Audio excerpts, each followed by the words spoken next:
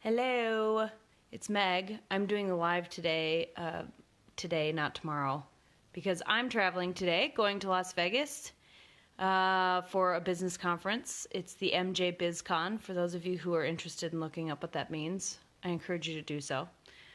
For those of you who already know, haha, how do you like that? No, I'm not actually going there for the NFR. But I might pick up a rodeo if I have a moment. Rachel is in New York City this week at Hero Club and C-Suite Network events. And Shelly is all over the Black Hills going to all the different fun Christmas events, which is awesome that she is doing that on behalf of our organization. So if you see Shelly, say hi. What other announcements do I have today? Shelly was very organized and sent me a whole list. And now they're on my phone, and I am on my phone. And I don't think I can look at them without screwing up the live, so I'm not going to try that. Let's see. Oh, we have 700 members. We have 300 to go before the 31st. So share our IX Ambassador group with your friends, with your not friends, strangers, whomever. Share it to whomever. Whoever is the 1,000th person gets a free book and a planner. And whoever refers the most people gets a book, a planner, and an hour of consulting with Rachel or I. So get on it, because that is like $300 worth of value if you send the most people to our group. What else do I have to tell you? Buy planners. They are on Amazon, and you can buy them at the DC Booth Fish Hatchery if you're here in the Black Hills area, or contact us and we'll send you one. They make great Christmas gifts. And one thing that Shelly put in the email this morning that I just realized, let's be honest, I would never have realized this if Shelly wouldn't have put it in the email. This is the last year of a decade. We made it, folks. We made it through a whole nother decade. So planning for a new decade, you need an awesome planner that has cool leadership tools, tips, and tricks that go along with our lives every week. So don't miss that opportunity.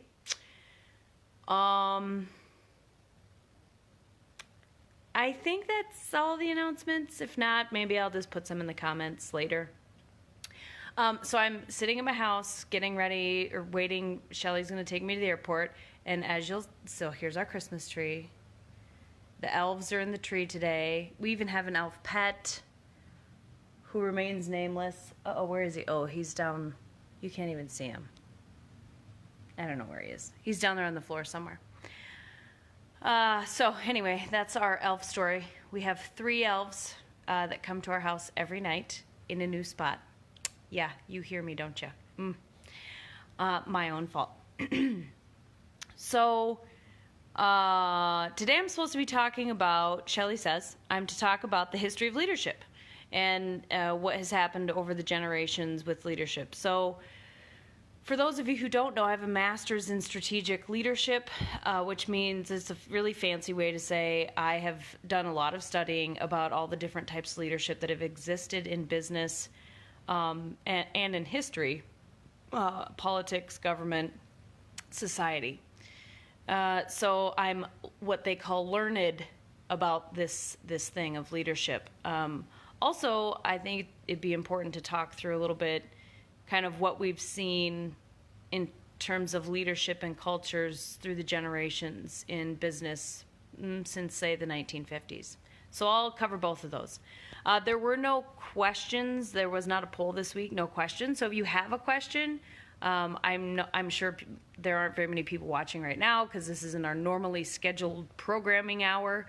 But if you are listening and watching, and if you have questions, post them. If you watch it later and have questions, still post them in the comments, and I'll get back to them. So, okay, many years ago, kind of the basis of study, I would say, for leadership generally in business in the 20th, 21st century probably stems from Greco-Roman times. So one of my favorite books of all time is called Power, Ambition, Glory. And it showcases a lot of the strong leaders that existed during those times, and talks about, and it links them to a leader of today. So it could be someone from, I would say generally the 70s to present. And it shows that people generally are the same to be managed and led, and leadership styles are what change, and that changes the dynamics of a culture. So Power, Ambition, Glory. It's a really cool read if you're into reading. It's not really a leadership book per se, but it does have some gems of leadership in it. So if you're into, or if you're looking for a book that's not like just a leadership book, that's a great one. And so they learned a lot of lessons during those times. We continue to learn all of these lessons over and over again. I mean, if we didn't, and we're just so good at leadership, it wasn't an issue, well, boy, I wouldn't be employed, at least not doing what we do now. So from that sort of leadership stemmed what they call laissez-faire leadership, which is basically tyranny, where there's one leader, they say what goes. They might have a court where first-class citizens and the people in their court judge, or rule on certain things, but the leader has the ultimate ruling. We've been watching Vikings a lot lately, and so that's set up a lot the same way. So the leader gets final say-so, but he does ask for the opinions of most people. Little bit like a democracy in that case, just because people do get to vote, even if the final ruling isn't what they like. But generally speaking, laissez-faire leadership is not that. It is that the leader makes the decision, and that is all. There's a couple other different types. I'll just do, the kind of the big ones. So another leadership style is transactional leadership. So that's laissez-faire, but without the sort of ball and chain, or I am absolutely the boss, and there's no question about it aspect. So that is definitely a managerial style leadership. So it's really about managing workloads, productivity, and so you manage people via their work instead of focusing on people. So it's not very people-centric. It's really all about the work and productivity. And then there's transformational leadership. So John McGregor Burns, that's another great book, Transformational Leadership. And what that taught us was there's a way to motivate people. Instead of just being transactional and managerial, you can motivate people, and that's when the word manage became a bad word in business. And oh gosh, we're only leading people, we're never managing. That's a bad word. That's kind of where that started. So, but transformational leadership has some really, really great,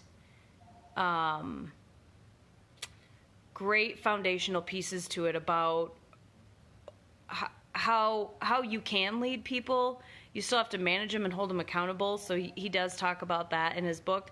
But you can motivate people so that it's not just transactional.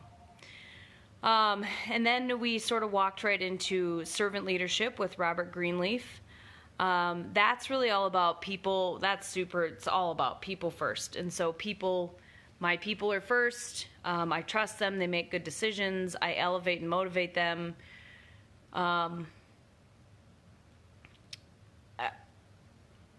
In my opinion, it was really hot, I would say, in the early 2000s. Still probably is kind of hot. But I guess what I find to be distracting about servant leadership is it really lacks accountability.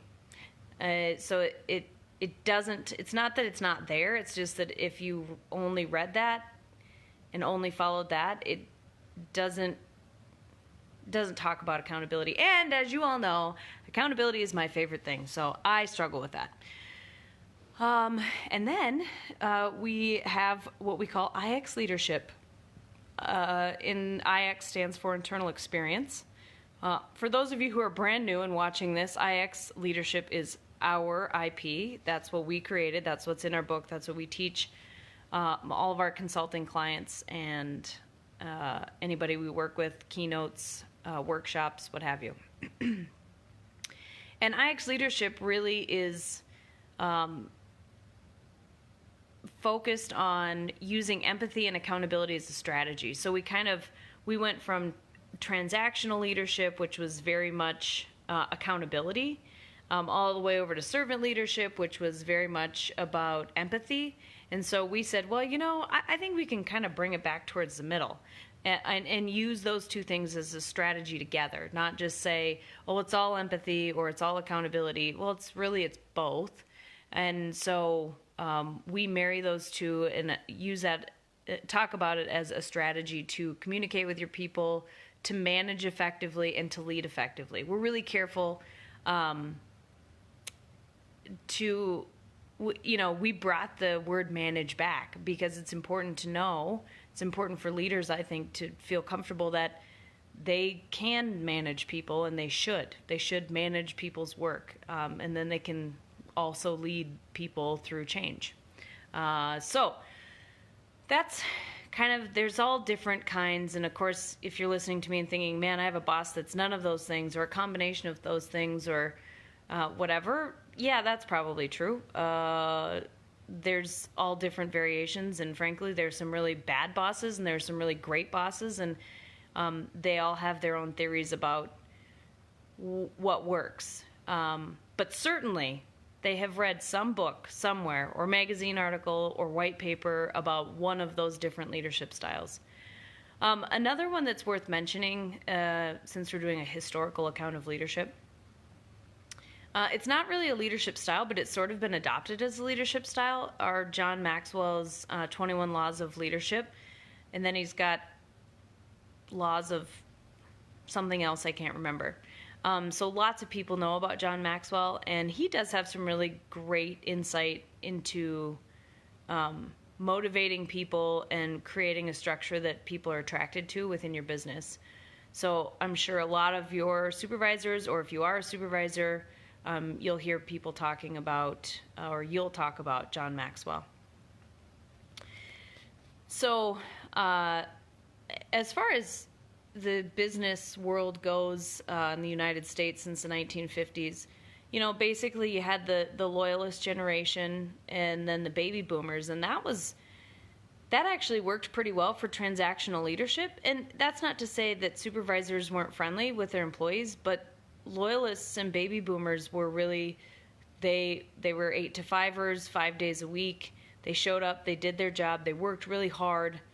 They're very loyal to the company that they worked for, very much appreciated the job and any benefits that they got with it. So you could be more, it was a more transactional environment, I would say. It was really more about business. And then moving into, the 60s really gave transactional leadership style a run for its money. People said, well, hey, we want to be heard. We want to hear things. We want to see different people. We want to think about different things. So the 60s, I think, transitioned a lot of people in the business world into some sort of probably, well, maybe dysfunctional, but marriage of like transactional leadership and transformational. So you probably had a little bit of both in the 60s and 70s, where people were starting to, maybe get flex time, or just, a conversation by the coffee pot in the morning that didn't have to do with those numbers that you need to get me by noon. And then I would say transformational leadership, or the kind of this combination of transformational, transactional, and finding that peekabooing in lots of different places in business. That happened, I would say, up through the 90s, and then probably in the 90s, transformational leadership really kind of took a lead. People started saying, hey, we want to be taken care of. We want to be cared about. We want to know what's going on. We want to have a say-so about some things.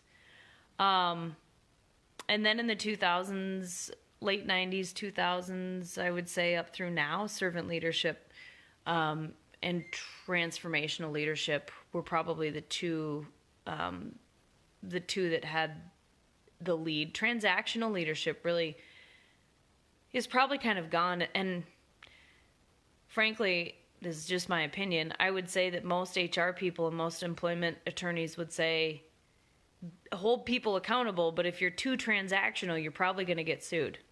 The work environment is a lot more, people in the work environment are a lot more sensitive than they used to be. They don't like to just be a number. They don't like to just come to work from 8 to 5. That actually used to be a preference. It's not now. And, or there's not more people that prefer that than less. So, I would say transactional leadership has certainly taken a back seat. Now, it happens. It still is happening, and it's still being abused. Just like servant leadership is still kind of being abused by employees when a leader or supervisor doesn't know how to do it well. They don't know how to hold people accountable, or it scares them, or maybe they don't have the support within their organization to hold people accountable well. That can happen a lot.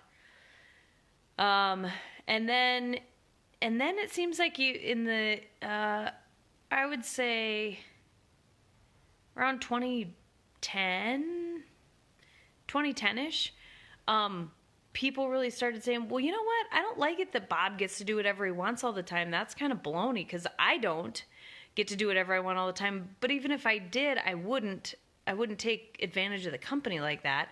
So people really started kind of speaking up for accountability, which rendered full servant leadership not completely useless, but less useful. And that's why we started with IX Leadership and trying to find a new solution that helps a leader understand how they can manage work, hold people accountable, account for the sensitive work environment that we have now, and think about how people want to be cared for, think about how people want flexible schedules, and all of the nuances of that, but also holding people accountable and being empathetic to challenges that people have. So that's kind of a history of leadership. And today, like I said at the beginning, I haven't covered everything, but those are kind of the highlights. So if you have any comments, thoughts, suggestions, or questions about the history of leadership, or if you'd like to challenge any of my opinions, I'm always up for a good debate. Let me know. We'll be watching the comments. Hope you all have a wonderful week, and we'll be seeing you. Let's see. Will we be seeing you next week? Oh, maybe that was another announcement. Next week, I think, is the last live of the year, of the decade. So don't miss that. It's going to be a real slam bang finish, to use the words of Bing Crosby. Wishing you well. See you next week. Bye-bye.